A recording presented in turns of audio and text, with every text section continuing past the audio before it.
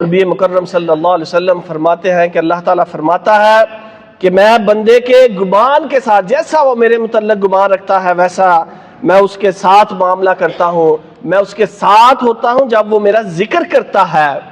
اور جب وہ میرا ذکر اپنے دل میں کرتا ہے تو میں بھی اس کا ذکر اپنے دل میں، اپنے نفس میں کرتا ہوں. اور جب وہ میرا ذکر کسی مجلس میں کرتا ہے تو میں اس کا ذکر فی مالا ذکرتہ فی ملائن خیر منہم، اس مجلس میں کرتا ہوں کہ جس میں اس نے کیا ہوتا ہے اس سے بہتر مجلس، فرشتوں کی مجلس میں اس کا ذکر کرتا ہوں. تو یہ مقام اور مرتبہ کہ اللہ بندے کا ذکر اپنے نفس میں بھی کرے اور اپنے فرشتوں کے سامنے بھی کرے، یہ اس بندے کو حاصل ہوتا ہے جو مسلمان ہے، جو اللہ کا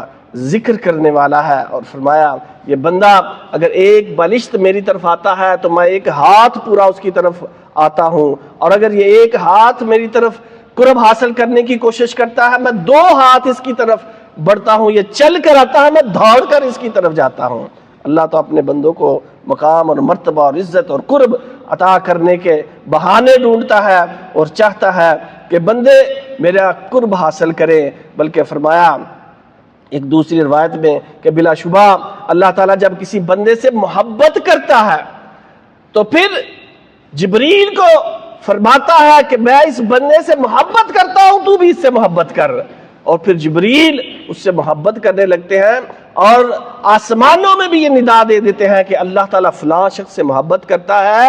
آسمانوں والوں تم بھی اس سے محبت کرو. وہ سب آسمان والے یعنی فرشتے اس سے محبت کرنے لگتے ہیں، اور اس بندے کے لیے زمین کے اندر اللہ تعالیٰ عزت، وقار، مرتبہ، مقام اور مقبولیت رکھ دیتے ہیں.